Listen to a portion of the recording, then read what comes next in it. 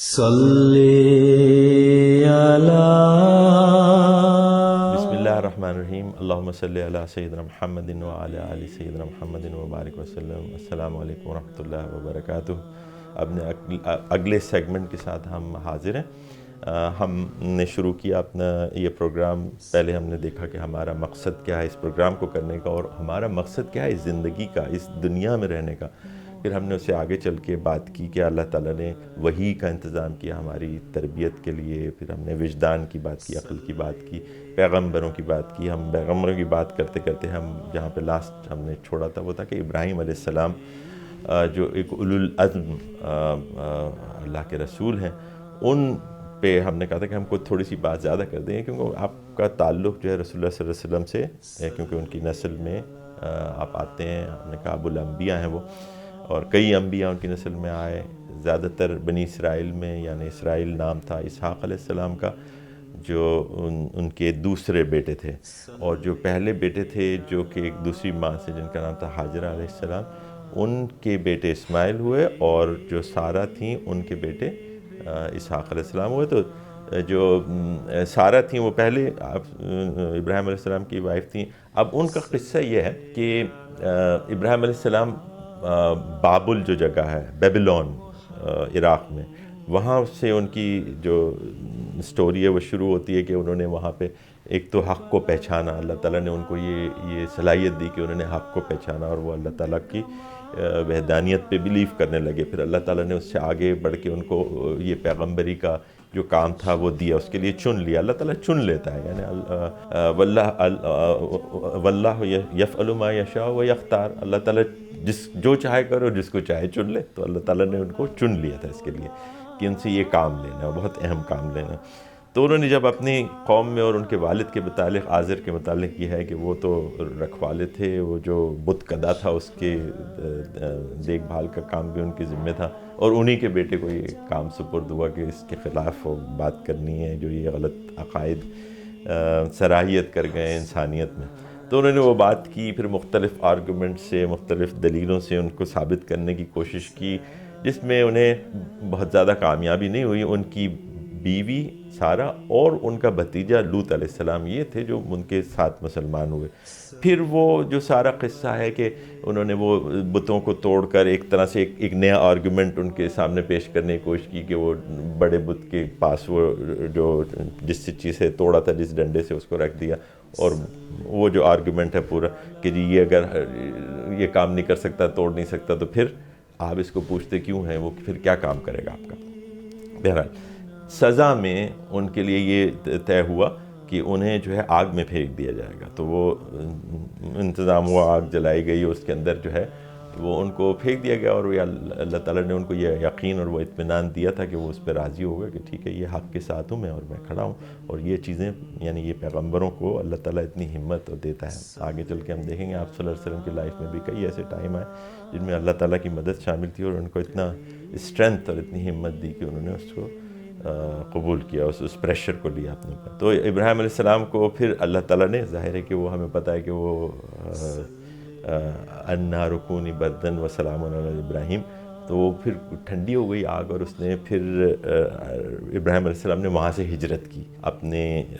بیوی اور اپنے بھتیجے کے ساتھ۔ تو جب وہاں سے ہجرت کی، پھر یہ کہ ہجرت کا ایک اپنا مضمون ہے، آپ صلی اللہ علیہ وسلم کی سیرت میں بھی آئے گا، لیکن بہت ڈیٹیل میں ابھی ہم یہاں پہ اس کو نہیں دیکھتے۔ ہجرت میں یہ ہے کہ اتنا اہم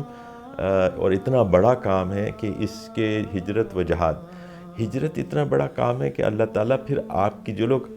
اللہ تعالیٰ کی خاطر کسی جگہ کو چھوڑ کے کہ ہم اس کی عبادت کے، اس کی کہے کے مطابق، رسولوں کی طریقے کے مطابق زندگی نہیں گزار سکتے، وہ کہیں اور چلے جاتے ہیں اپنے گھر بار کو چھوڑ کے۔ ہم نے بعد میں بھی ہجرتیں بہت دیکھیں، آپ صلی اللہ علیہ وسلم نے بھی ہجرت کی۔ تو یہ جو مہاجر ہوتے ہیں، جو ہجرت کر کے جاتے ہیں اللہ تعالیٰ کی راہ میں، اللہ تعالیٰ ان کو ہی ٹیکس کیئر آف دیم، ان کے لیے نئے نئے وسائل پیدا کر کے، ان کے لیے نئی نئی راہیں نکالتا ہے جو ان کو پہلے اویلیبل نہیں تھی۔ اور ابراہیم صلی اللہ علیہ وسلم کے لیے تو بالخصوص، کیونکہ وہ ایک اللہ تعالیٰ کے برگزیدہ پیغمبر تھے، جب وہ وہاں سے ہجرت کر کے اس جگہ گئے جس کو ہم کنعان کہتے ہیں، جو اسرائیل یا بیت المقدس کا علاقہ جو آج کل اسرائیل کی باؤنڈریز میں ہے، تو اس کنعان کے علاقے میں یہ گئے، اور اللہ تعالیٰ نے ان کے جو آل اولاد تھی وہاں پہ اس کو بہت یعنی برکتیں دیں ان کے کام میں، بہت نعمتیں دیں، ان کے جو ہرٹس تھے، بکریاں تھیں، اس کے اندر برکت ہوئی، ان کے کاروبار میں برکت ہوئی، اور ان کی اولاد میں برکت ہوئی، تو وہ بہت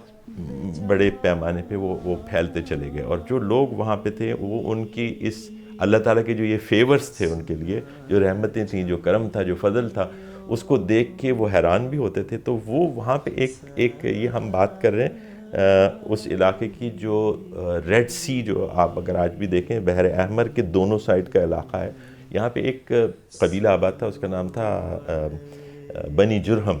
بنی جرہم کا جو قبیلہ تھا، اس کے سردار نے ابو مالک، جس کا نام بتایا جاتا ہے تاریخ کتابوں میں آتا ہے،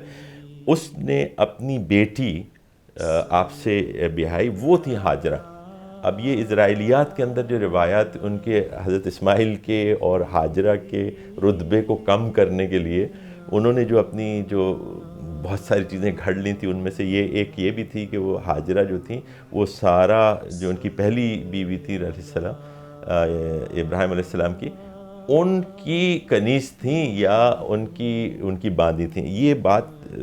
یہ درست نہیں ہے، بلکہ اسرائیلیہ یعنی جو یہودی علماء ہیں ان کی کتابوں سے بھی یہ ثابت ہو جاتا ہے کہ یہ بات ٹھیک نہیں ہے. ان کے اندر بہت کانفلکٹ ہے. ایک رائٹر بتاتا ہے کہ وہ فرعون کی بیٹی تھی، بہت ہی یعنی مشہور رائٹر، وہ بتاتا ہے کہ وہ فرعون کی بیٹی تھی، لیکن دراصل وہ ابو مالک کی بیٹی تھی، جو کہ ایک عرب قبیلہ تھا جو بحر احمر کے دونوں سائڈ پہ آباد تھا. اور یہی وہ قبیلہ ہے جو بعد میں جا کے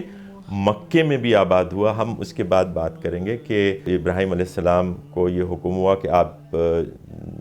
اپنی اولاد کو، جو پہلی اولاد تھی اسماعیل علیہ السلام، جو کہ کافی عمر میں جا کے ان کو ہوئی تھی، اس کو اور اپنے